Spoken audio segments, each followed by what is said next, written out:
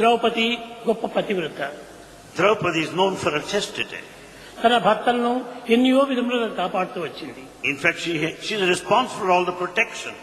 తన కుమారుని చంపివేసి రాత్రిపూట గొంతులు కోసినప్పుడు కూడాను అతని దగ్గరికి పోయి పాదములు బట్టి ప్రార్థించింది.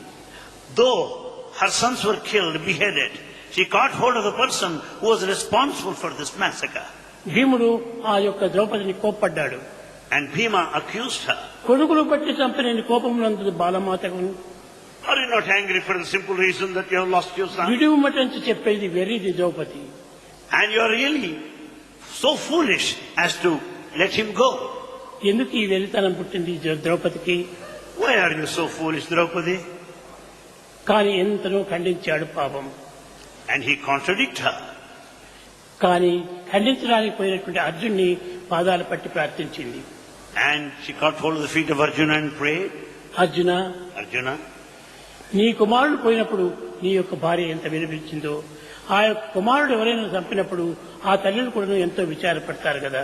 She went on telling, just as you have cried for the loss of your son, the other person also would cry when he loses his son. కనుక తల్లిలు ఎంత బాధపడుతుంటారో ఆ బిడ్డకు తండ్రులు కూడాను అంత బాధ ఉంటుంటుంది. Just as the father feels sad for the demise of the son, so also the mother. వారి దగ్గరికి వెళ్లి పాదాల పైన పడి She fell at the feet of the person who killed all her sons. కొడుకులు బట్టి చంపని ఏమాత్రము కోప్పడలేదు.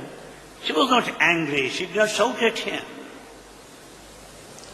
పాదాలు పట్టుకొని ప్రార్థిస్తూ వచ్చింది. She went on praying.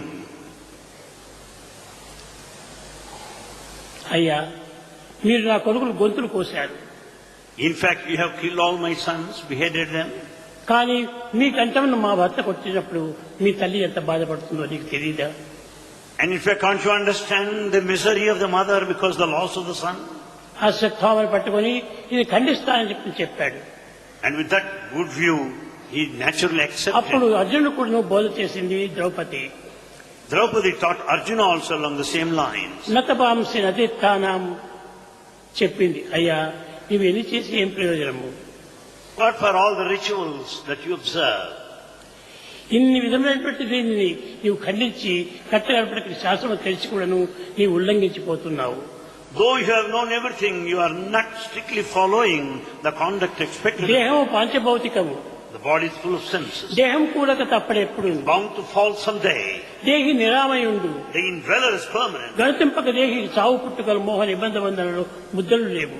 That indweller has neither beginning nor an end, liberation or bondage. కనుక దీనికి ఏ విధమైనటువంటి నిబంధనలు లేదు. And the indweller is beyond all restrictions. కనుక దీన్ని ఏమాత్రం కూడా క్షమించకుండా పోవటమే చాలా ఉత్తమమైనటువంటి మార్గం. And therefore the noble path lies in forgiving the other person. కానీ స్త్రీలని వాళ్ళకి పేరు స్త్రీలని కానీ మాత్రమే కానీ వారి శక్తి లోపల మహాచండీకరణం. We may say a stree, a woman weak, but yet she has got all the mighty strength. ప్రాణాలైనా ఇచ్చి సిద్ధమవుతారు. She is ready to sacrifice her life. పదలు పోగొట్టుకున్నటువంటి స్త్రీలు ఎంత బాధపడుతున్నారో నాకు తెలుసును. Bhagavan understands the misery of a woman for the loss of her husband.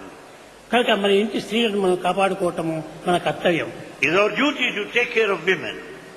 ఈ విధమైనటువంటి ఒక రక్షణ శక్తి మీరు సంపాదించుకోవాలి. And this kind of protective hand you should extend. మీరు జీవితం అంతా కూడా ఆనందాన్ని అనుభవిస్తారు. All your life you will be happy. ప్రేమ స్వరూపులారా, Embodiments of love. కనుక మనం చిన్న చిన్న